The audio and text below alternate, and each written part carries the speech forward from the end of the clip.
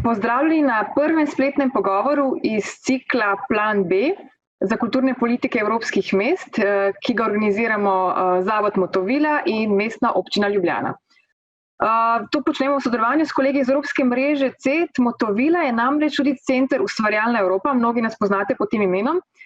To smo nacionalna informacijska pisarna za program EU Ustvarjalna Evropa. Hello in the name of Motovila Institute, also to our guests, moderator and our English-speaking participants. Motovila is a non-governmental institute and our aim is promotion of transnational and cross-sectoral cooperation in the culture and creative sectors. We are also Creative Europe Desk, national contact point for EU Creative Europe program. Today's online discussion is organized by us and the city of Ljubljana in cooperation with members of the European Network of Creative Europe Desks.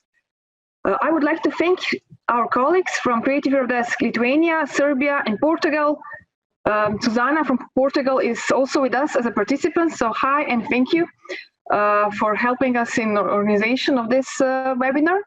And I will continue this short introduction in Slovene, but the discussion will be in English. Torej, o čem se bomo pogovarjali danes? Pogovarjali smo, kako so se evropska mesta odzvala na te izredne razmere v času korone na področju kulture in kakšne ukrepe so sprejeli za podporo kulturnim in ustvarjalnim sektorjem. Pogovarjali pa se bomo tudi o prihodnosti, torej kako je kriza vplivala na preoblikovanje oziroma oblikovanje novih strategij za področje kulture.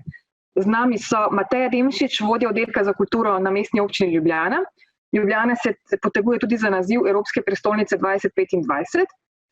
Alexandra Sabino, ki je svetovalka namestnika župana za kulturo iz mesta Lisbona, se nam bo pridružila kmalu. Z nami je tudi Vuk Radulović, vodja sektorja za mednarodno sodelovanje iz fundacije Novi Sad 2021, ki bo takrat nosilec prestolnice EPK 2021 iz Srbije. Predstavnica iz mesta Tartut, tako kot sem že omenila, pa se je morala žal upravičiti. Danes bo naš moderator Ragnar Siil, ki ga Motovila gosti že drugič. Leta 2017 je bil z nami v okviru študijskega obiska, ko smo v Sloveniji gostili skupino kulturnih menedžerjev, umetnikov in kustusov iz 4 držav vzhodnega partnerstva. Takrat smo se pogovarjali o aktualni kulturni sceni v državah vzhodnega partnerstva in o povezovanju kulturnih in ustvarjalnih sektorjev. Ragnar je mednarodni strokovnjak za kulturno politiko, ustanovitelj in direktor Creativity Laba, možganskega trasta za kulturno politiko in kreativne industrije v Baltski regiji. Opravljal je funkcijo estonskega podsekretarja za umetnost. In kot eden ključnih strokovnjakov je sodeloval pri programu Kultura in ustvarjalnost EU vzhodno partnerstvo ter pri zavezništvu za kreativno industrijo. Je direktor Cultural Policy Designers Network in svetoval je številnim evropskim mestom, ki so postala tudi Evropske prestolnice kulture in člani mreže UNESCO-vih kreativnih mest. Thank you, Ines. I've been to Slovenia so many times that I already understood what you were saying. Oh, okay. I mentioned already, you were here with us in 2017, so yeah. Absolutely. Welcome everyone, welcome to the panelists, welcome to the participants, and welcome to everyone who is also looking at us, watching us on Facebook. This is really a topical discussion right now. Just 2 days ago, summer started, and usually during this time, we have many problems. We have problems personally because it's difficult to make decision where to travel. As cities, we have many difficulties to think of what will we do with the masses, crowds of tourists that come to our streets. It's also very difficult to choose between hundreds, if not thousands of different festivals and events that are going around all across the region. Now, this summer came differently. Utter confusion, instability, unpredictability have hit all of us very hard, and in particular, the culture creative sectors. So what else to talk about just in the beginning of the summer, if not the future for the culture creative sectors, and in particular in the context of cities. We have a very interesting composition of cities here today. Some of them, or all of you, are in one way or another connected to the plans or aspirations for the European Capital of Cultures. We also have here the UNESCO Creative Cities around the table. But even this discussion is not relevant only in the context of those titles. I think every city across Europe and probably across the world kind of thinking the future, the way out of this, if this crisis will keep on dragging on for a long time, and also what role does culture, creativity play, both in terms for its own citizens, but also in terms of offering something for its visitors.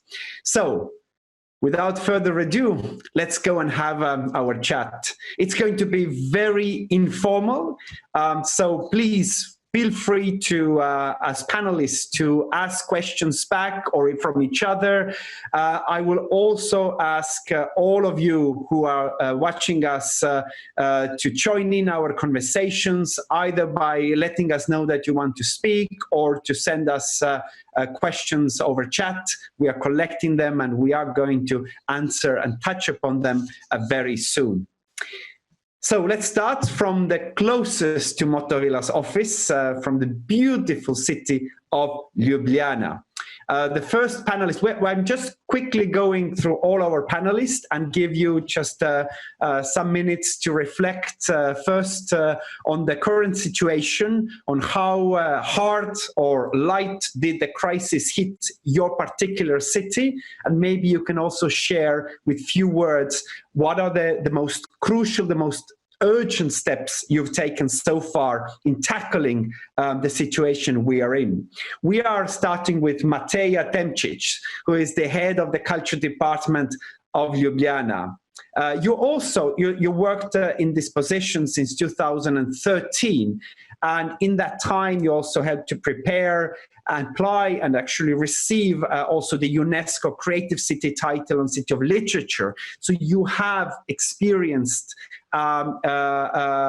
very much what culture creativity means for a city development. Ljubljana, also known as the greenest city in Europe and a city full of culture and creativity. So Mateja, the floor is yours. Thank you, Ragnar. So hello from Ljubljana to everyone, for my fellow panelists, as well as for those who are watching us. Hello. Well, hi. Oh, I'm so sorry. These computer problems. I'm so sorry. Okay, so Lisbon is joining us, I guess. So if I go back to Ljubljana, Ljubljana is a creative city and designated in literature since 2015. The creativity represents a huge part of any activities in the city. But just to be very focused on our topic, when the pandemic started, we had no idea it's going to take that long.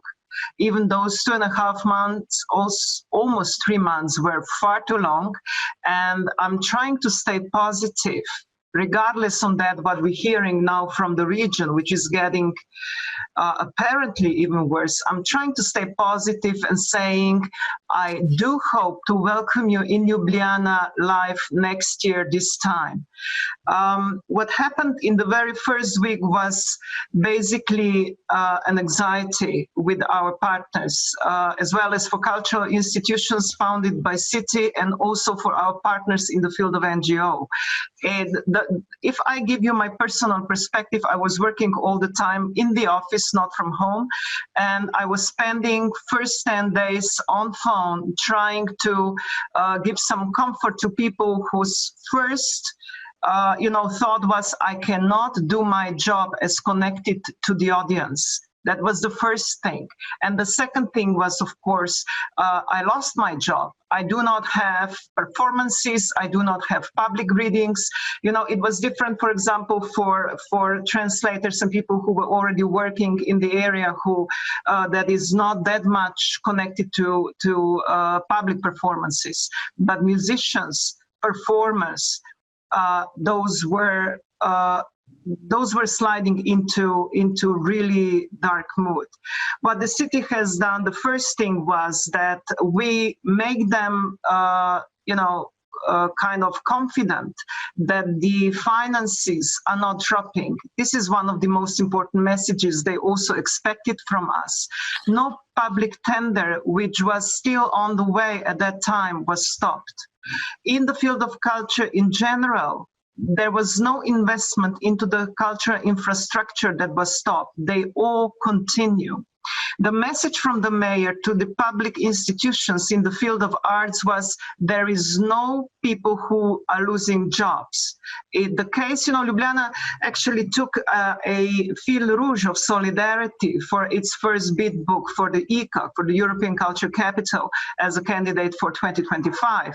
And maybe sometimes we have that trouble to explain what that solidarity means to us. But for example, in the field of also employment in the cultural sector, no one should not lose job to the fact that there are circumstances on which we could not and right now cannot influence. It happens, pretty much unexpectedly and in the dimensions that we all were a little bit, not only surprised, but also paralyzed at the first moment. So even in the middle of, already in the beginning and then in first week of April, we have reconnected to all our stakeholders in the NGO sector. There was a lot of communication done. For example, people who are renting public spaces from the city, they were allowed not to pay anymore until the end of May. Those were those measures that cities were taking just to make people, to ease the situation a little bit.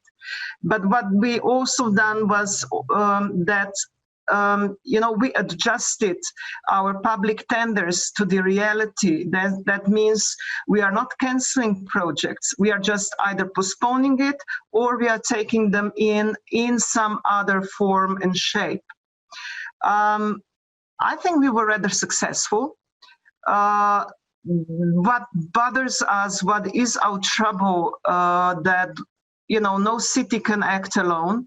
And we do need, in such circumstances, which are critical ones, a backup from the state. Unfortunately, I cannot be that positive about the Ministry of Culture of Slovenia. I simply cannot be. They are absent, and we are feeling painfully that absence.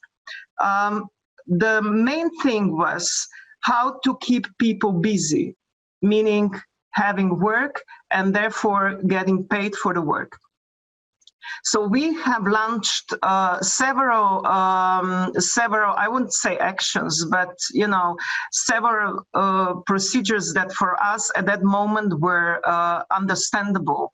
As, for example, City Gallery started a tender, art in the time of the Corona crisis, meaning all those artists who were already on the contract, but, losing the contract because of the projects were cancelled, could reapply again and start to work again. That was one cyclus. The other cyclus was in the theaters. Same story, with the public library, same story. So we were kind of organizing all our 11 public institutions in the field of arts that they connect or stay connected with the self-employed in the field of culture, their co-workers, that they are still busy, have a job, and can provide for themselves. We are launching at this very moment when we had that conference, there is a communication meeting with the huge number of public institutions, some of them even national ones, NGOs from Ljubljana, and some of them also out of Ljubljana, to launch a 2-month-long activity program in the museum quarters of Ljubljana in order to provide them a space to work. It should be outside. I have to say that going back to the theater places or concert halls is not looking promising. Unfortunately, it doesn't. The restrictions are rather tough. So in the theater hall where you normally have a sold out like 250 seats, now 50 seats or less are allowed. Of course, it's sold out no matter what, but 50 people instead of 250, it's quite a difference. So we plan to launch with all our partners, as I said before, on the June 30th, that 2 months long activity program. So it will be entrance fee free, but people who are cooperating, from the technicians, from people who are, taking care of lights or the sound, will be called back and being contracted by the several stakeholders in the field of culture. City of Ljubljana is in that case. I'm not saying sharing. I'm trying to find a proper word, but contributing quite a high number of euros in order to make those activities started. Somehow, as I said, I want to stay positive. Somehow, I hope that until the end of the year, the concert halls, theaters, inner spaces could be available for all our stakeholders in the creative industries, as well as our artists, to continue.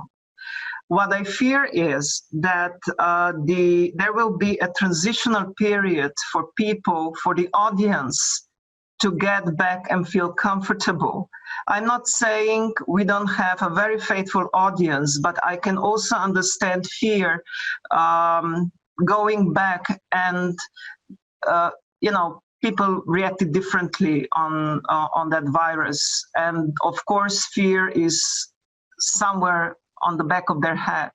So that is our plan. But of course, you might ask, what if second wave happened? Then we have certain mechanisms, support mechanisms established that things would be financial-wise rather normal, but of course the web became a new arena for the art. And I'm going to conclude with that sentence. Although putting, art activities on the web, from concerts to theater plays to workshops and so on and so forth, we should be careful that internet or web space does not take over a live art, and the contact that artists have and need to have with their audience. That is, I think, one of our challenges in the future. Very good. Thank you, Mateja. Not a very beautiful picture that you painted of the situation, but thank you for the overview of those measures you've taken. And we are going to dwell a bit more deep into what you were saying. Also, it's interesting to see you said that you're not sure how will the audiences react to the opening of the institutions, and it's interesting to see what's happening across other places. Here in Estonia, where I come from, the first museums were opened 1st of May, and the majority of other institutions mid of May. So we've now had more than a month of them opening, and what you're going to see is exactly as you describe, differentiation within the culture sector. So anything open air or anything larger space, and people are actually crowding those spaces because there is an inside need for people to be involved in culture activities. But then the closer spaces, a small theater room or a small cinema room where you feel confined, you might not, these are not showing much of attendance. So you will see that's happening, and luckily there's summer coming, so maybe more can be done outside. But we will come back to this. I'm just going to add that we have exactly same experience. Although our city cinema was sold out and the audience was actually applauding to the workers of the cinema that they have opened the cinema, the numbers inside are low. But we have on June 12th organized the beginning of our usual traditional festival of cultural events in Ljubljana in month of June, and we were overcrowded. Mm-hmm. And people did respect the distance, but however, being outside made them feel much more safe. Although I would say inside, the measures are so strict that it's also a very safe place. But yes, we will deal with the certain fears, how to overcome that in the future. Will be a challenge for sure. Very good. Let's move to Vuk. Rijeka and Galway. I cannot imagine thinking what the teams of this year's European Capital of Culture must be feeling and thinking after years and years of heavy work put into organizing, planning, coming up with unique programming, which is now thrown much into shatters. Now, you represent Novi Sad 2021. One could say that luckily you have a bit more time to adjust, but we all know that much by this time much of plans are done. Much of preparation is gone into programming.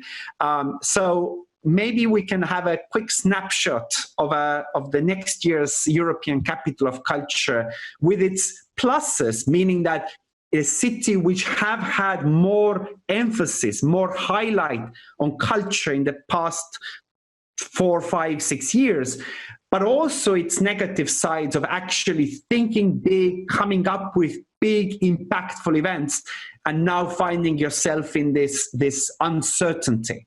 So Vuk's background, of course, you worked also with other previous candidate cities. You worked with Banja Luka, you also worked with Varagin in applying European Youth Capital, and you do your PhD studies as well. So you've studied those issues, and you know it probably inside out as you're responsible for both international relations, but also the programming in Novi Sad. So Vuk, what's your take on this?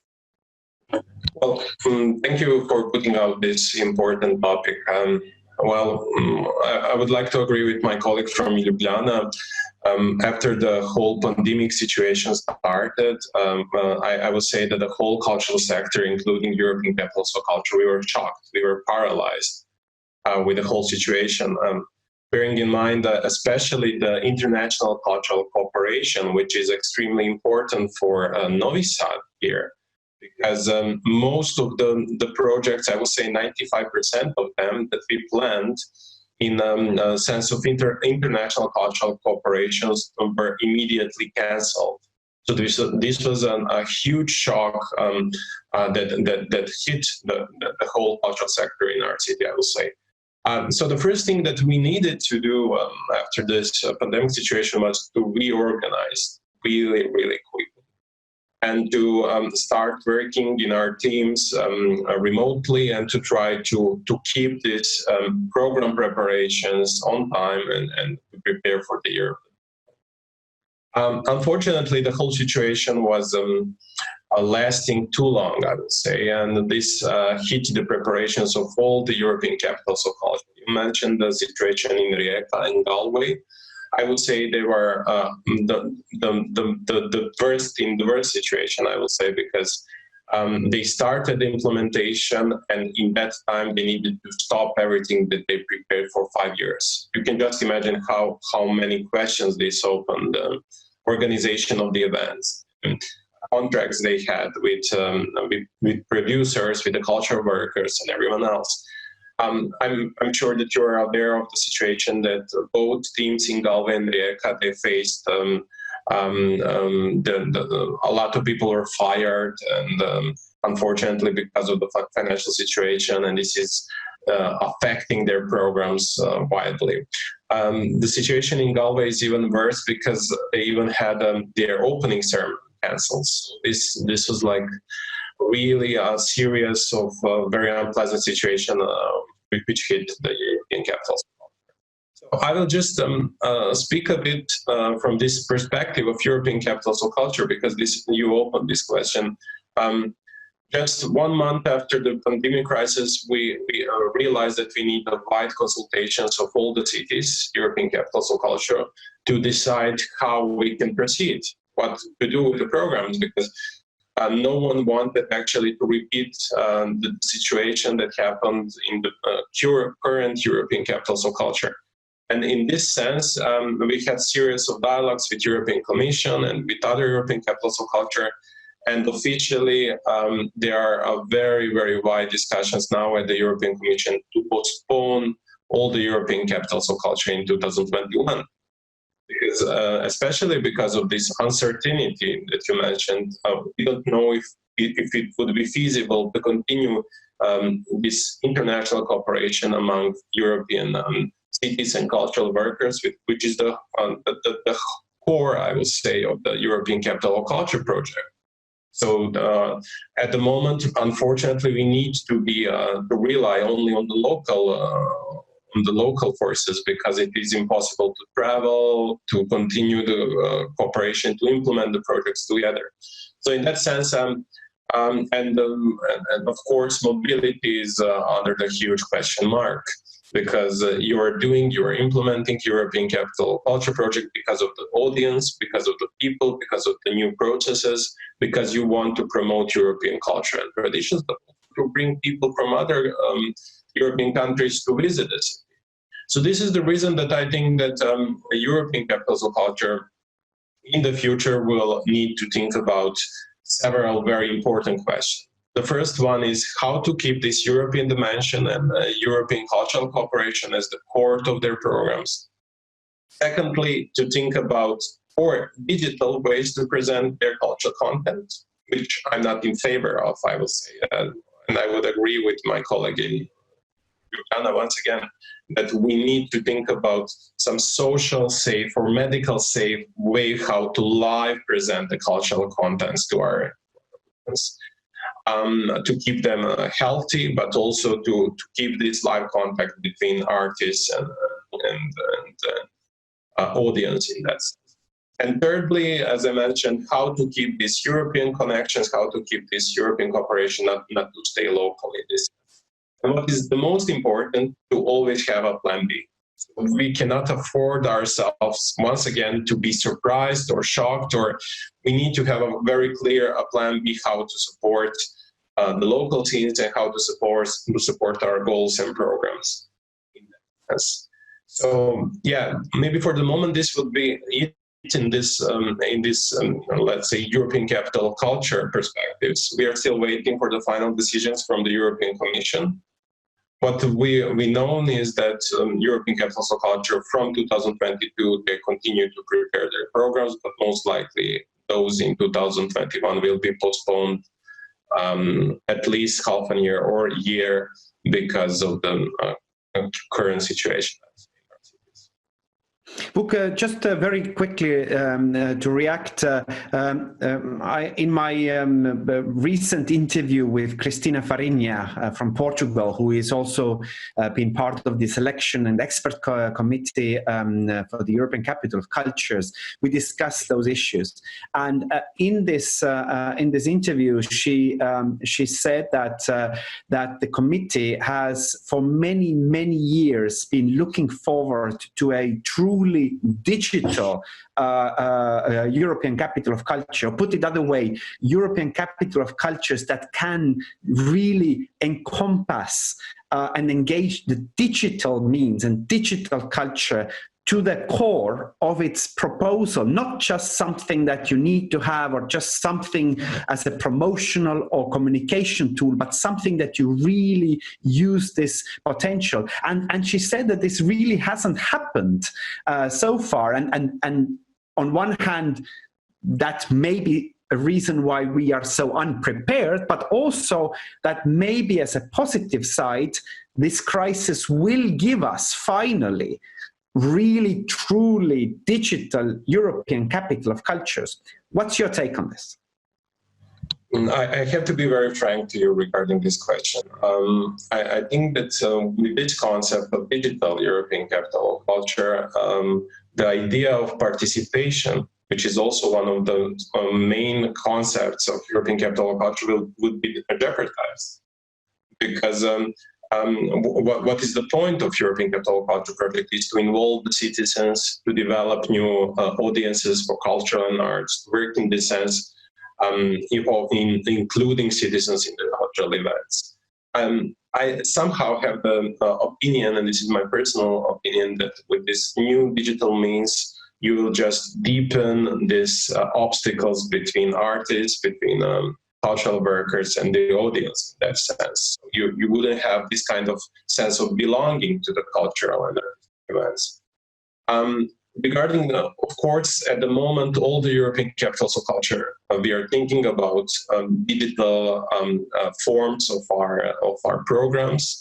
This is the program concept in Novi Sad as well. So firstly, we are thinking about events happening live, but we need to have a plan B for all the events, how we can stream them, or how we can organize digital presentations, or how we can make some kind of a big platform where we will present all the digital contents that we have.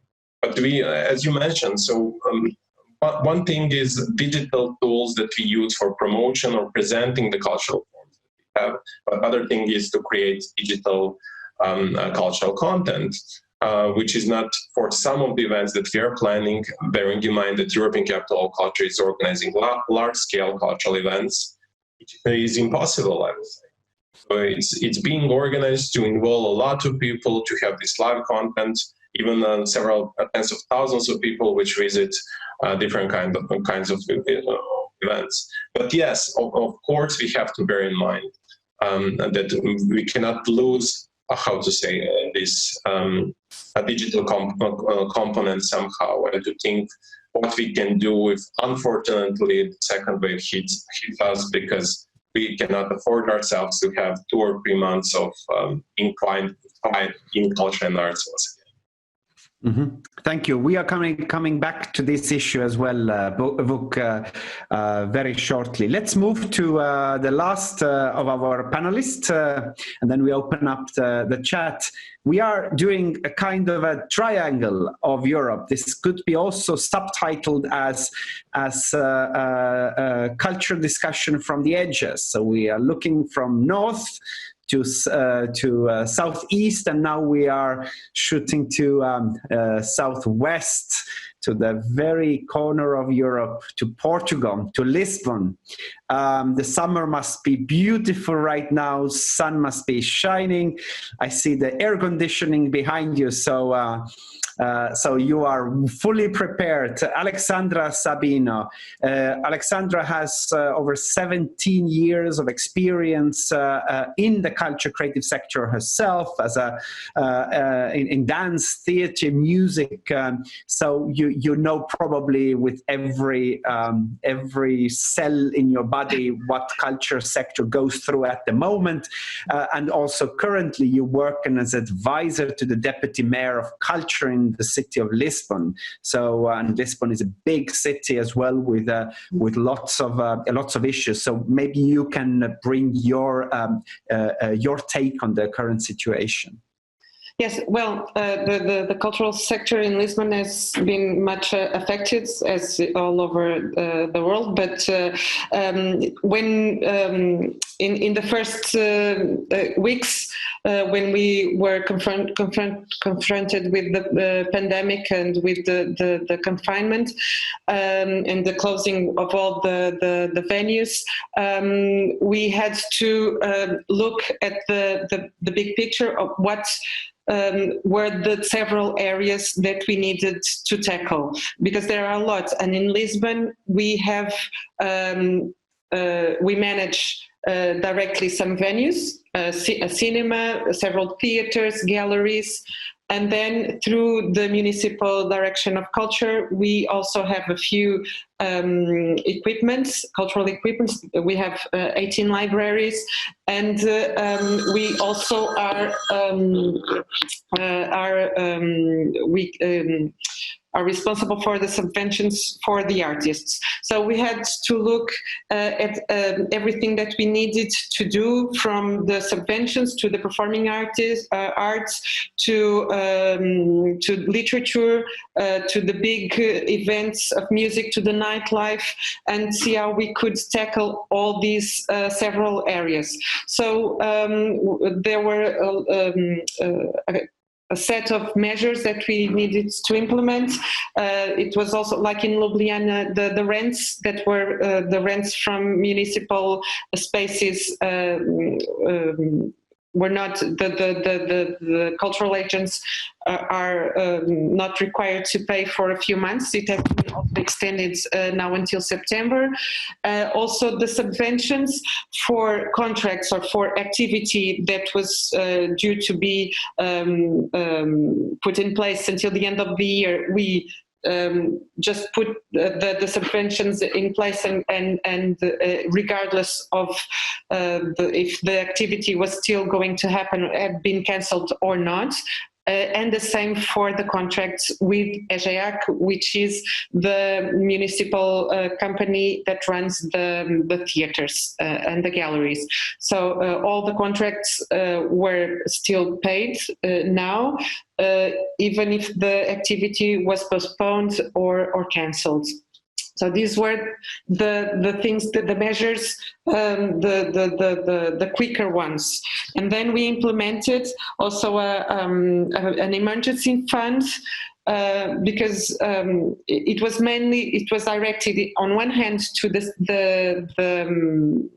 each worker, for the workers, because in Lisbon there, and I imagine it is the same in many cities, in many countries, the cultural workers, for its nature, for the nature of its work, they don't have contracts, so they are intermittent workers. So in this, sometimes they don't have access to all the security, the social security measures that the government had been implementing. And in that regard, the government has put in place a few measures for all the workers, independent workers in general, that we tried to complement. That was our approach, to complement these measures for all the workers, and then complement for the cultural sector. On one hand, for the independent workers, and for the cultural structures on the other hand. So these emergency funds tried to tackle the problems of the independent workers by complementing the social security in an amount that would go up to go until the minimum wage. And for the cultural agents, for the associations and companies, to give them subventions only for the expenses for salaries and for rent, for the fixed expenses. And also in another line of financing for projects. So we tried to make it diverse, the kind of financing that the cultural sector could apply to. Also, we had support through a program of Museu do Fado for the Fado houses, because lots of the workers in this field, they work, as you know, in an everyday basis for concerts and not with contracts. And one last measure, also to complement all these, is the acquisitions fund, which usually is only for the visual arts. It is run by chosen by the Lisbon Museum for visual arts pieces, and we adapted it to include editors, to include bookshops, and to include urban art. And this way we tried to include all areas. So now we have, now that all this process has been completed, unfortunately, many have been left out because really the number of people involved in the cultural sector in Lisbon is a lot. But now we are trying to find new ways to help the sector to restart their activity. So the expenses now with the sanitary restrictions are going to be harsh on the sector. The budgets will go up and the revenue will go down, and this is also a problem because usually we pay much more attention to the ones who do the projects which are not commercial in nature, and those at the moment are more or less well, of course, also their revenue is also gone down because they don't have activities. They cannot do workshops for schools. They cannot sell their productions. But the commercial productions in nature, the ones that only survive on ticketing, they are the ones who are really suffering the most with the restrictions. So we are trying now to come up with an idea that will help in this new phase of the deconfinement. So this is also, I would like to say that we tried, and we think this is really important because the logic of this help has always been to complement and distribute as much as possible. It was very important to articulate with the government, and not only with the government, but also with other private foundations and institutions like the Gulbenkian Foundation. We tried to articulate so that the help, we could tackle different areas and include everyone. So this was more or less our take. Very good. Thank you, Alexandra. And this is exactly the point that I wanted to continue with. There's also a question coming based on what Mateja was saying in her introduction about the relationship between the Ministry of Culture and the city. And the question was about have Novi Sad or Lisbon experienced in similar things, so mismatch between the government effort and the city effort, and what the crisis has revealed about the role of government and role of the cities. And I maybe want to rephrase it exactly to the last point, saying what is the true, in your view, what is the true nature, true role of a city government in this kind of a crisis? Because on one hand, you have governments, the central governments, coming up with the global measures, so-called, with salary supports or tax incentives, etc. And on the very lower level, you have your own city or municipal organizations, libraries, theaters, etc. And the workers of those institutions are city workers. So naturally, you take care of them. I'm interested in between the two. So between the global solutions by the government, if they exist, and more than just taking care of your own government or city government workers or city municipal culture workers, how do you position the role of the city? Maybe we go back to Ljubljana and Mateja. How would you place the responsibility of the city on this situation? I believe a city, as you know, a microspace in this respect of your question, must be a safety net. So no one should lose his job due to the pandemic, and everyone should have certain kind of conditions to continue working. I think these are two rather hard topics to tackle.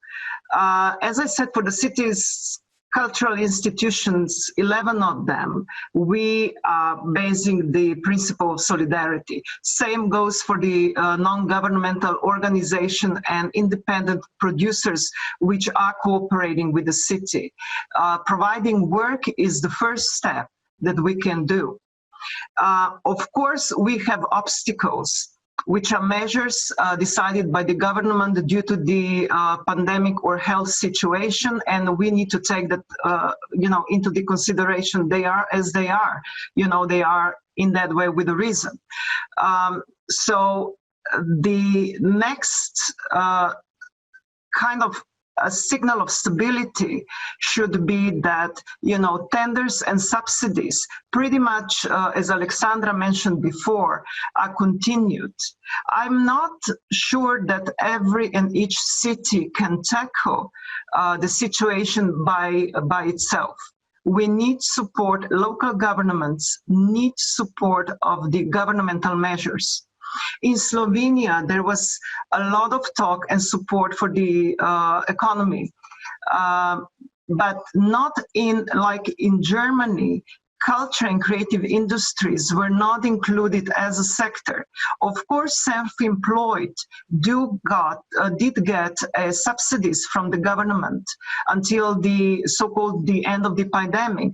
And since pandemic was officially ended by the government on 14th of May, because if it ended on 15th of May, government was obliged to pay another month of subsidies. So the message from the government came on 14th of May, the pandemic ended. So all those people who actually were candidates for those subsidies stayed without another month of subsidies. And from today to tomorrow, you can hardly organize yourself. Theaters were barely open, or theaters kind of started reading exercises through Zoom, of course, through digital space. But being physically, especially that goes from the independent producers, being physically in the space and performing for the public was not possible. So those, there is one point that the city can approach to the problem, but as I said, there is no city, not in Slovenia though, that can manage such a situation by itself. I think that where we missed the governmental support, because I saw a question going into that direction, was how the sector, specifically culture and creative sector, will be supported. That was missing. Cities can deal with that, the best as we can do. As I said, in next Monday, we launched an alliance of the local communities, supporting from Ljubljana to Koper, Celje, Maribor, supporting their own cultural and art sector. But it is not, the pandemic caused so much damage already, also financially, that that will not be enough. There need be a structured cultural policy in the time of the pandemic. The city of Ljubljana was just about to launch its new strategy 2023. We pulled it back from the public discussion just to deal with the fact that we might face a crisis situation, possibly, and again, I want to be an optimist, but possibly through the whole strategic period until 23. If not, directly with the pandemic, but then with the consequences of the pandemic.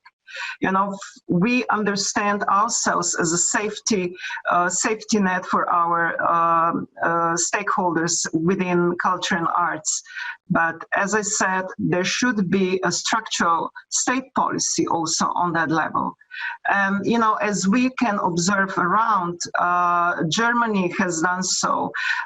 There were countries who, we were all waiting for the speech of President Macron, how France is going to deal with cultural policy and how to manage the crisis situation. You know, this is my, I'm going to say personal opinion, but how you deal with culture and arts in the time of crisis, this is your attitude towards that area also in, you know, average normal times. And if you leave it out, you know, in those times, it's quite a scream what it means. And, you know, there might be a news going around that, you know, we have for the 8th week now a protest going on by citizens in Ljubljana and several other cities, but also the art community rebelled. And those protests are taking place in front of the Ministry of Culture. And in the times as these are, I think dialogue is the first step you need to do. And I think this is what cities reacted much better. We started to talk on the first day of the lockdown. First, as I said, it was anxiety, what is going to happen, and then we started to deal with an issue one day after another. So what I forgot to say is what Alexandra also mentioned is having spaces free of rent. That in Ljubljana, that is for commercial businesses, but there are more than 240 spaces for culture and arts that are already in the normal times renting free of rent due to the legislation that we use in that field. So, but even that is not enough for someone who stayed without workshops in the schools. Schools are a huge area because of the arts and cultural education that we are doing in the partnership with the non-governmental sector and public institutions. I'm giving you one example. Being homeschooled for those 2 months, kids also had an obligation to have a cultural day, kind of, and they got the recommendations, you know, go to that museum webpage or that theater webpage, look at that performance. And I think the record breaker in the country was a puppet theater with 42,000 clicks. That means 42,000 viewers saw that particular piece. Now imagine if every click was €1, what would that mean for that non-governmental organization? So what we're trying to do now also in the sense of financing is to value that financial-wise. Because we don't have, you know, at least what we understand now, if things are not going into the physical public space outside, there will be hardly enough public due to the restriction, also the number of audience being in the room, that they could not survive.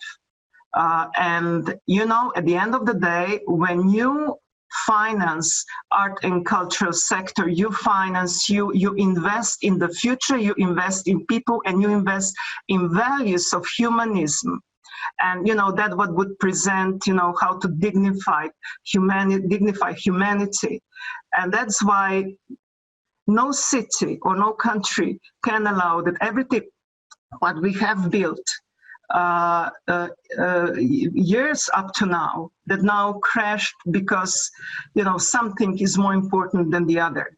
And here is a question for all of us. Also, Ljubljana as a candidate for the European Cultural Capital of Novi Sad, who is now dealing, you know, the ECOC is just around the corner, because everyone involved is becoming a little bit more reserved, fearing what the future might bring. And it's painful to hear Vuk saying, you know, we do have cancellation of our international from our international partners. you know. But on the other hand, European Culture Capital is about being interactive among of us, and also, you know, it is quite a financial challenge how to deal with that. So we have, you know, many challenges. I'm not saying we have all the answers, but that's why we have suggested such a discussion, because, you know, maybe someone has a better formula than we have. But yeah, we are getting one step after another. Yeah, we'll come back to the future steps as well. Philip Kern has said very rightly so that in times where the politicians are dividing the world into essentials and non-essentials during the crisis, unfortunately, we still, as a culture sector, need to remind many of those policymakers which camp does the culture creativity belong to. Someone else said in the interview I just recently made that if you thought that this lockdown was difficult, take that lockdown minus the culture, all the books and films and music, take this away, and only then you see what a difficult lockdown actually is. Vuk, Alexandra, what about you? How do you see the role of a city in that kind of an environment? Yes, well, maybe I can start. I think that in this moment, everyone, starting from the individual to cities, to regions, to national governments, then European level, we all have to have some approach and some contribution to this debate. What is a plan B for culture? Regarding the city, and I will try also to refer to the questions that I saw were already envisioned. First of all, in Novi Sad, we didn't have this kind of a problem on communication between central and local level, I must say. The first thing that cities needs to do at the moment is to protect the local cultural scene. We have to be very clear with that at the moment, because nothing like what can happen with European Capital Culture Project or other international projects will not make sense if cultural scene is not existing anymore. So the first step is definitely the cities need to think is new ways to support the local cultural scene. I can share the experience of Novi Sad. Firstly, what was really important and said from my colleague from Ljubljana as well, in public cultural sector, the decision was that no one will be fired, that they will keep the level of their salaries and their incomes in very, very important and level at the moment. And what was also important for us is how to support the independent cultural scene, which was even a bigger problem at the moment. So the city has decided to keep the level of financial support. I'm saying that keep the level because in this period of uncertainty, we have a lot of financial question marks. So it was really a huge battle to keep the level of support from the previous years to support the projects in this year as well and to continue the cooperation. But when it comes to the question of calls, open calls to support independent scenes, there are a lot of new questions which are raised. Will they be able to implement their projects? In which form they would be, in which scale, etc., etc. So this is something that was also needed to be tackled through this. On the other hand, there was also a question, and I also want to withdraw on this being very important, is this idea of open air stage. Because at the moment, this could be one of the possible solutions as well. Here in Novi Sad, we started with the idea of opening, even this year, just in a couple of months, new open-air cinema, then an open-air stage for theater performances, and different kind of open-air stages along the city where people can, artists can perform. And on the other side, also the Foundation Novi Sad 2021 and City of Novi Sad, we decided to open a new call to support local artists, but to support them for their work, to keep their work on. But also what we want to do is we give the floor to them. So we open the call and we give the floor to them, propose social safe or digital contents that could be implemented in the next following period, in September, October, in that sense. So we don't want we don't want just to give them the floor to continue their work, but we want also to consult them what we need to change, what new forms can we use. So it is really important, as it is already mentioned, to open this debate, to find the ways to make it possible, even though we still have these restrictions. And to talk with people, to talk with artists, to talk with our cultural representatives, what can be done for them in that sense, to keep the cultural scene being alive and how to support them in this period on the basis of the. But it is also important to understand that cities cannot react by themselves. I think that cities should be very well connected in this regional and European level as well, and also be in very direct communication with the Ministry of Culture. It really depends on state by state.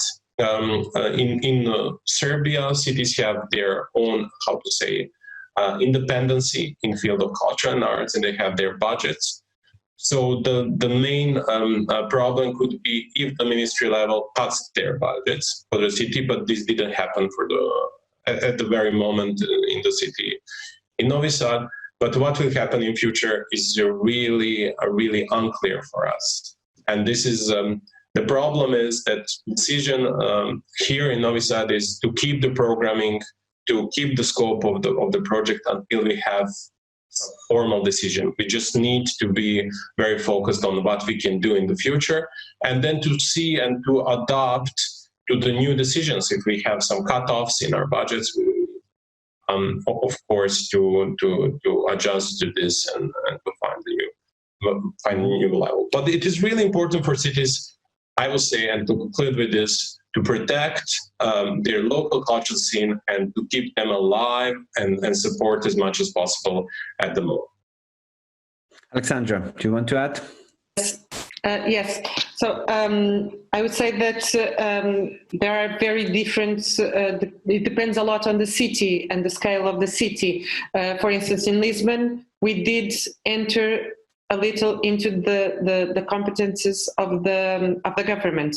We do acknowledge that by giving support through a social emergency fund for independent workers, that was specifically for their income, that this is mostly for the governmental competence. However, because fortunately Lisbon has this capacity, and because this was part of a social emergency fund, in fact, what happened, we had a quota for this social emergency fund that was specifically for the cultural sector, for independent workers. And this was the way that we tried to approach it. But I do agree with the colleague Vuk and Mateja that the main function in this case for the cities is to keep the activity going and to support the local scene, of course. But in this case, we entered a little because at the governmental level, there were several measures that tackled the problem of the independent workers and companies, but we realized we knew that the amounts were not enough. And Lisbon is in Portugal the city where the cultural sector is more active, and there are more population dedicated to the sector. So we felt we had this responsibility.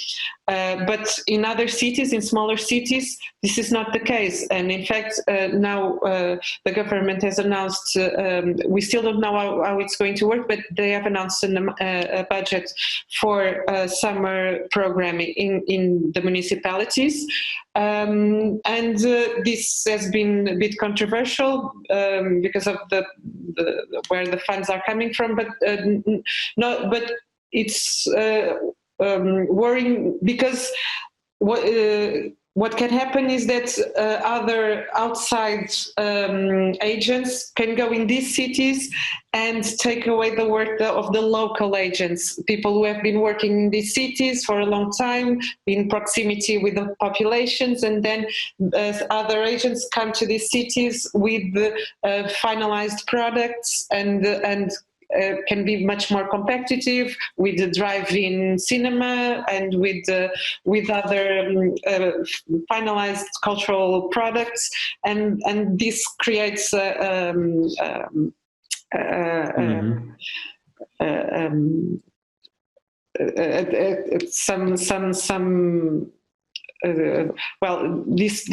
can be a problem, But of course, that's why I say that I completely agree that the main focus should be the local cultural agents, mainly, of course, the cultural agents who have events that are very rooted in the annual calendar of the city, who have venues, who are very much engaged in receiving others, other companies, and have these dynamics of also having other agents collaborating with them, and this I think is what the role of the municipality should be. We are in the future, one of the ideas that we are thinking that because it's so difficult to have the spaces for presentations and also the budget to tackle these expenses for the sanitary restrictions is maybe to provide a space inside or outside, so that the cultural agents can use it to present their works. We still don't know if this is going to work because, as you know, the number of audience may not be sufficient to pay for the actual production. But we are studying this possibility, because we think this is a way that is within our competence to and of course just to help not only financially but non-financially with all the possibilities that the municipality has. Okay.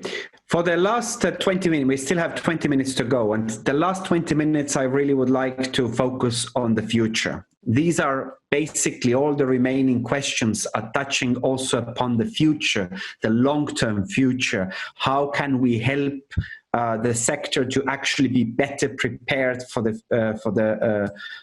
after crisis life?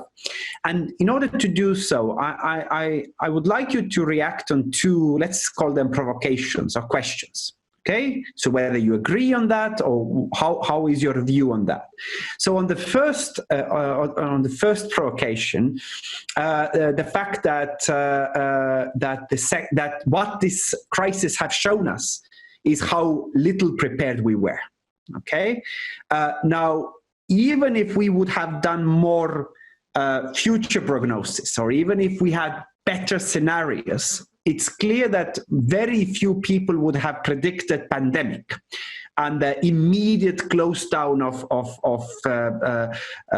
cultural activities, for sure. But to say that nobody saw a significant economic crisis coming, which took place early 2000s, which took place 2008, 9, and 10, and now with the stock markets breaking all the records, real estate booming, this was about to come. So on one hand, that will also show us that whether we were resilient enough as cultural sector and organizations Did we have plan Bs and Cs and Ds? Did we have necessary reserves? Did we create solutions, or did we have in place solutions which would have helped cultural operators to build that buffer in case of something happening? And that will take us to the next point as well. The next provocational question is that much of what you were saying, much of this, and you can argue, so just the question, much of this is to tackle an immediate crisis caused by pandemic.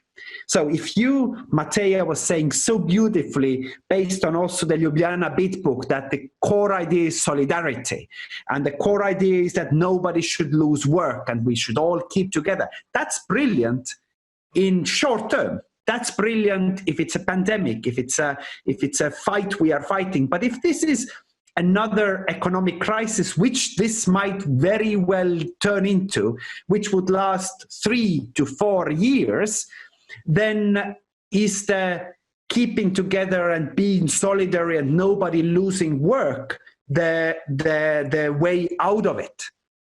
So this would be the kind of question. Do you think that we were actually prepared? Can you be prepared? And do we look at this crisis already as a long-term economic crisis as well, or we are still just looking at it very narrowly as a health crisis? Mateja. You can never be prepared enough for things that happen to us. And we are still in the process, for the future, how to reconstruct, how to reconsider that what we know up to now. Well, since I've been in the office, we have step-by-step rising cultural budget. What I can say is we are on the stable side financially. Also, the investment into the cultural infrastructure are not stopping, also due to the European funds that we managed to get. Do we have a proper answer to, wouldn't you see the economic crisis coming? I don't think so, not at that moment. Now, I agree with you that, the city of Berlin and the city of Vienna have transferred, in Berlin 5,000, in Vienna I think 1,000 euros on the accounts of members of the art community. Of course, that cannot take forever. And now we are, because of that, we are in the meetings of that kind to learn from the others and to see how it's possible. But what we need to understand is also we all live in different systems, meaning, Slovenia has a strong public culture sector and, of course, a very important and strong NGO sector. How we deal with both cultural agents, to call them that way, that they survive. Then on the other hand, what is completely clear, many of them were relying on the tourist money. So the money coming from the cultural tourism. Right now, certain places in Ljubljana have, let's say not zero, but almost zero tourists. This is their income. How to deal with a situation when mobility is so damaged, to use that word, Probably the same question should be posed to the people in the tourism because of the mobility.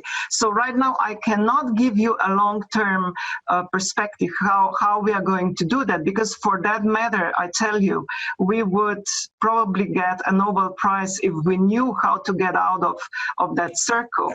Yeah. It is the first one, Absolutely, but maybe on that point, there are measures in the theory of resilience, organizational resilience. you have this defensive mechanism. Basically, the idea is just to live by, the storm and then bounce back to where we were. And then the idea is that with fundamental crisis, where we were is going to be very different place. Environment is going to be very different place. So you don't have to, or you shouldn't bounce back. You should bounce forward. That meaning that, you need to help the sector to come up with innovative, completely new ways. Because if you just help them to survive until, the tourist is back, but the tourist is not going to be back, maybe not for many years. So what about the innovation aspect of the activity? Myself well enough. That what happened, it's also a strong push to reconsider where we are, just to make it clear. I was just trying to explain in what dark place some of the institutions are right now. No one expected from the record number of visitors last year that we would predict that year 2020 is like with the percent of the visitors from the year 19, But I agree with you. If we go back to old, we fail because old, globally caused the pandemic. So it is probably a time to reconsider everything what we were used to, But I'm not right now. I cannot give you a proper answer. How would in let's say in 2023 the world look like? I was really, really sad seeing our sisterhood city Rijeka, in what trouble they fell in after working so hard for so many years, not to mention Galloway. And now Novi Sad is on the way. This is Novi Sad is even from the country, non-EU member who got that title, which is a big deal, I think. We are all in certain, I even don't know what the word would be, in that dark place right now to understand when that summer is over. And when we go through all the events outside on our squares and streets and kind of create certain feeling of normality, that probably the fall will be the time that we say, okay, let's breathe and let's see how is that sustainable in the year to come. Mm-hmm. And that's why we need all the inputs that we get to see how to deal with it. I agree with you. Just giving away money, it's not the way. It cannot be. Over a long period, absolutely. On the long term, of course. On the long term. Right. But let's move to Vuk just because you mentioned, everyone, I think, in this panel and our listeners can sign to what you said, Vuk, about culture still being about engagement. It's about very human and personal connection. Somebody has said in recent interview that culture is it's a people's business. So, you can't take it away. However, you yourself mentioned how still many European culture capitals still, even though the narrative has changed, still based much of their programming on large-scale events and festivals. There's clearly the need to change, not just survive, but to change. So how can we how do the cities, or how can we use the crisis to actually change for positive as well? Well, thank you for this question. I would like maybe to come back to your first question regarding how to minimize the effects of possible crisis. And someone also asked this from the audience. Really important. I have to be very clear with you. I think that most of Europeans, we were very surprised with the pandemic crisis. We were not very well prepared because no one expected this. And to tell you frankly, we had no experience in the past with a situation like this. So in that sense, maybe we can learn from some of our colleagues in other continents that faced a bit more before, but yeah, situation like this. But now this happened, and what we need to be focused on is how not to be surprised in future, and what we need to do, because we don't have any space for excuses in the future in that sense, because now we know what we could expect. If you ask me what we need to prepare as a plan B is a plan, to be very clear, a plan B, how we will work in new circumstances. So how to organize the work of the cultural departments of the city, how to organize the work of cultural foundations for European capitals of culture and all those institutions and organizations that should support, because we need to have to be very active during this crisis if it happens once again, because, you know, we have to be very prepared in that sense. Secondly, we need to think about communication. So how to communicate widely with the cultural stakeholders. We have to have a prepared plan for this. What sorts of measures, electronic means, or how we can be in touch with them, to listen them and to hear them better. So what we need to do and how to help them.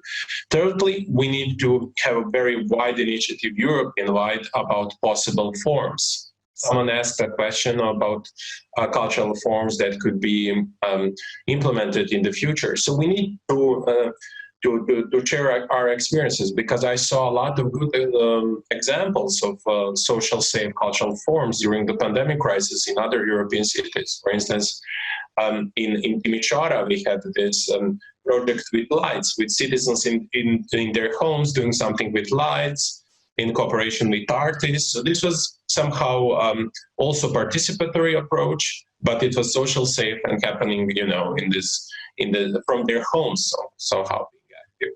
So we need to think. We need to give the floor before the second wave, before the situation like this happened, to artists, to cultural workers, to present some efficient forms how to overcome this.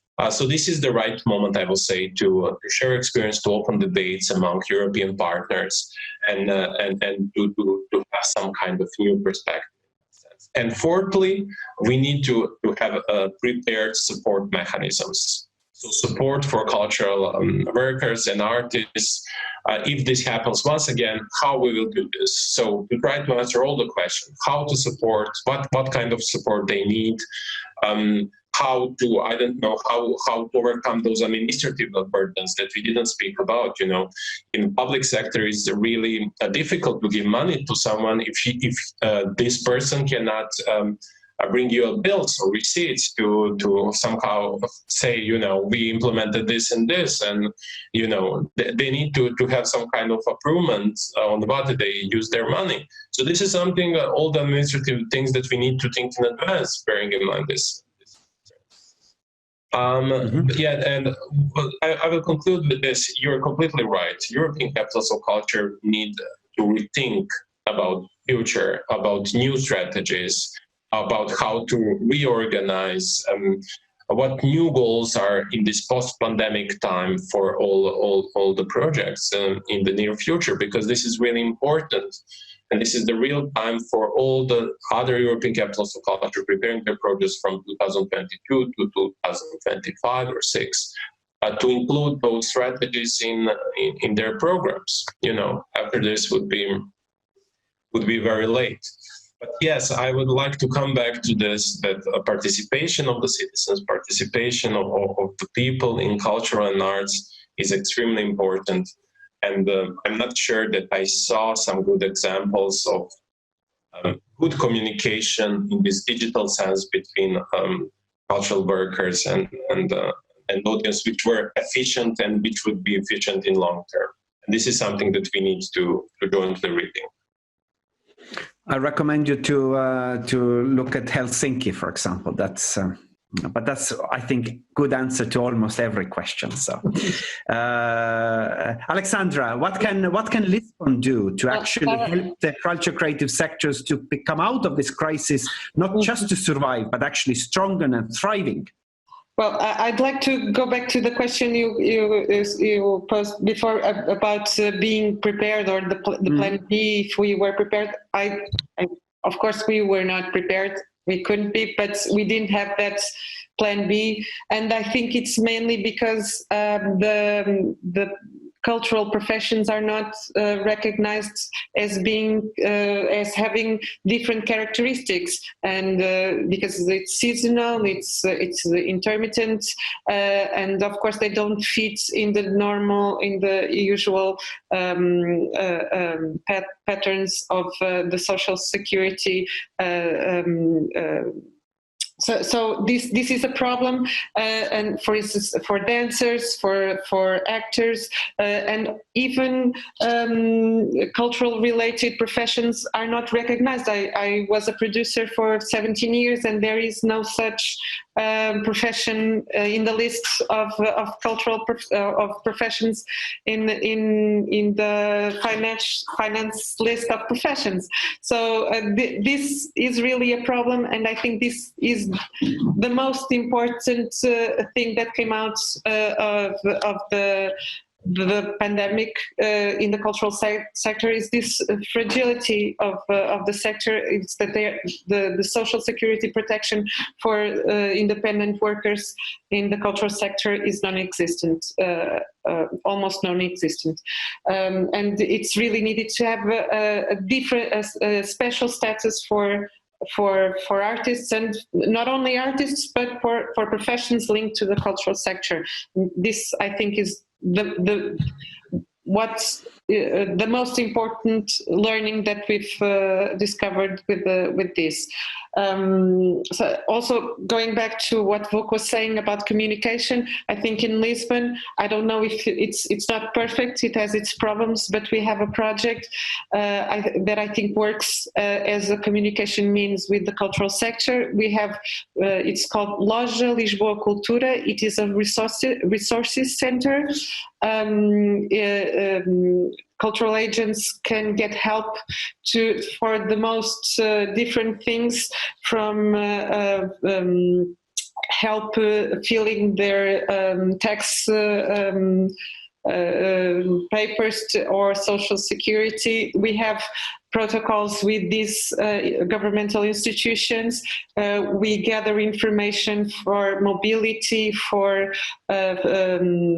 funding, we help with the applications.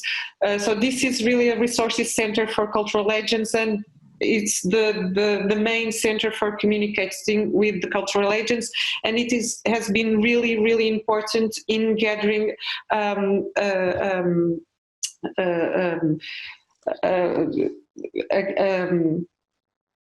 confidence from the cultural agents towards the municipality. We now have this link of confidence between the artists and the cultural agents with us, and there is this direct link to us, and this is really, really important.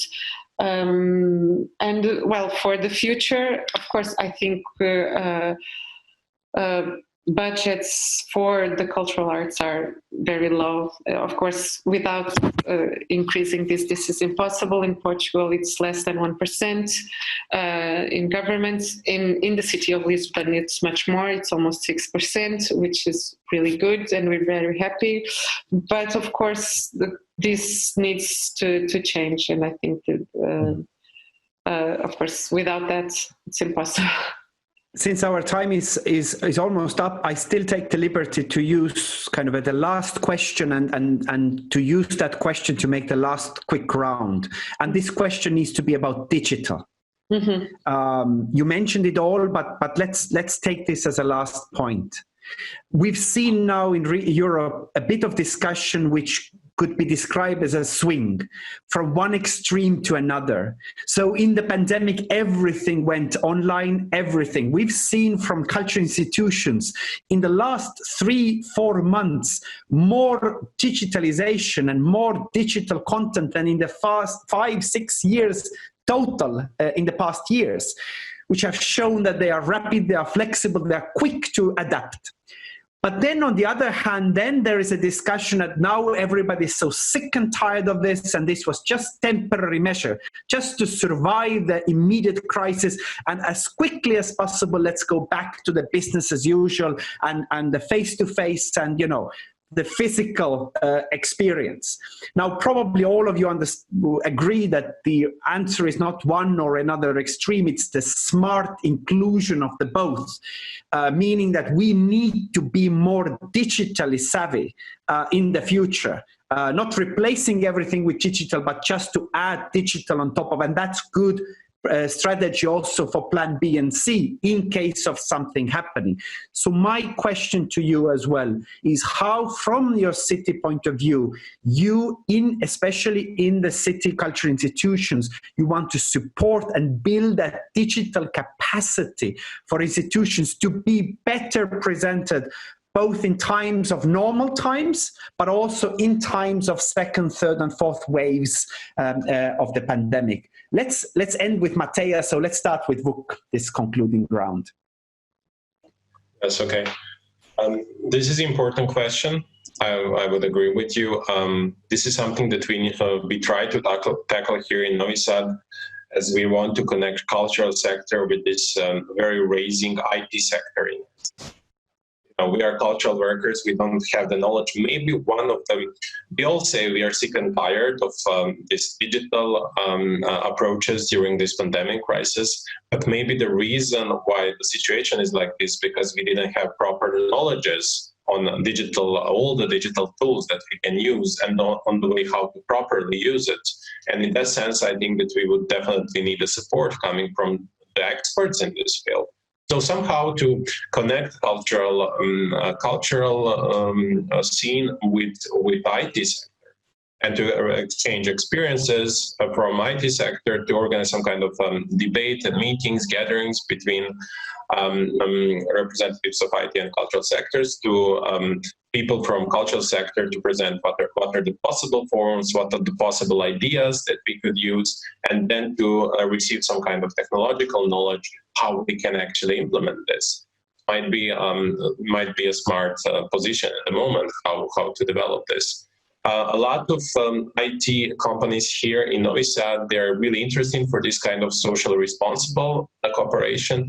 And what they always say is, we need an input from cultural sector. So what you would like to do, and then we can prepare an answers for you, how we can deliver this in digital sense.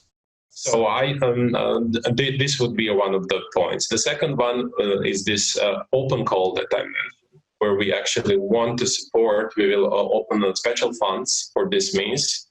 They will be open for two forms of cultural events. One are digital forms, and other ones are social safety forms. So in that sense, to support these activities happening in the following period.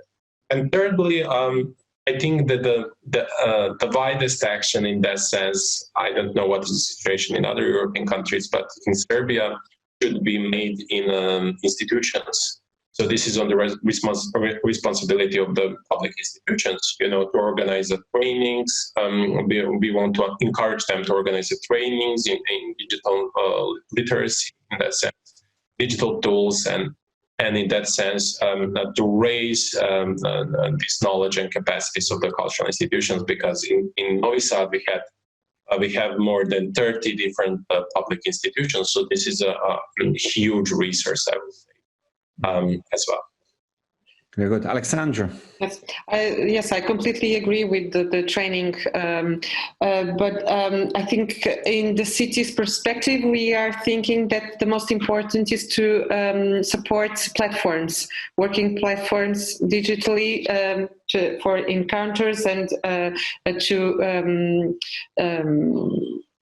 promote the artist's works. I think this will be our take on this, and also use it as a means to promote our artists. Being able to see works from cities that you would never be able to see before. So we have this ability to contact through the cultural networks, to contact with the cities that that we work with, so we could exchange, and maybe in the first stage to focus more on on professionals, because we know these are more the people who are most interested in watching online certain kind of online events, and this could be a way to promote, and in the future to make our artists known abroad. I think this would be something that would be very valuable in this new approach to digital. Absolutely. Mateja. Basically, I have not a lot to add, because we are a mixture between that what Alexandra said, with the platforms and with the, I call it empowerment of the public institutions in the field of culture and NGO sector, also through the experience of going on the web with everything since mid of March, how to use actually digital in order to promote and to make the awareness of someone's work, either that is an institution or an NGO or an individual artist. So, but let me just stress. The book, I think, mentioned concerns before when Ragnar, you said, let's go digital all the way. Arts and culture is a human interaction, and to be honest, this is my very personal point of view. I'm sick and tired of Zoom meetings. I want to meet you and have a discussion, and almost nothing can replace a human interaction between us. The digital is, an integral part of our lives. That's it. But when we're building up a community, we also need to bear in mind that the human interaction is the one that is fundamental to everything what we do then in digital. So I hope we will find a wise balance between both of them. And I still hope that, ECOC Novi Sad 21 or 22, whatever it will happen, book, it's not going to be a digital ECOC, but still the one that we could visit, interact, and actually experience the arts and cultural field of Novi Sad and the surroundings, what they offer. And I wish that for every further ECOC to come, not only, for 21, but those who are following. So here I think we still, although, we need to be grateful to the digital, otherwise we would have a blackout in those 3 months. That's a fact. Digital saved the arts and cultural community, but still let's be careful and wise how far we go into putting content into the digital world, and without moving away from live art and our audiences. Here I'm referring especially on the arts and culture education for children and young people, where you should start with human interaction, but not digital at first. So. Very good. Thank you, Mateja. I think your words are golden here, that this wise balance between the two, because I think the worst that can happen is when we go back to usual in a worse sense, meaning that the human touch is not supported by the digital presence. True. And while the 100 people in the audience will still get the best out of the experience, as you self-mentioned, and we have the same experience from my city here, that 42,000 people at the Puppety Theatre would have never, ever be in contact with that piece of art. So now the real question is, as you mentioned, how to turn firstly that 42,000 clicks into sustainable business model. That's first, but even more importantly, how to turn even fraction of that 42,000 clicks into real-time visits to the theater. And if we manage that link, both having those 42,000 people hooked, paying, and then coming to experience something that the digital will never be able to do, then I think we are looking at more sustainable, more resilient strategy for whatever pandemic comes in the future. But thank you, Mateja. Let me just add to that. That process you've described is, of course, perfect, and I hope it happens. But what we need to do in our societies, not only in Ljubljana, Ljubljana is not, isolated planet in Slovenia, is to increase the value in the average mind of the average citizen what arts and culture is. Because I think it was Alexandra who said before, that community was simply not included because it didn't fit into other measures. Germany took arts and culture and creative sector into the economic measures, and that's it, no discussion. But here we still need to fight that cultural, creative and art sector is accepted as equal as any other so-called productive economy sector. This is our challenge as well as that what you have just described. So thank you for that.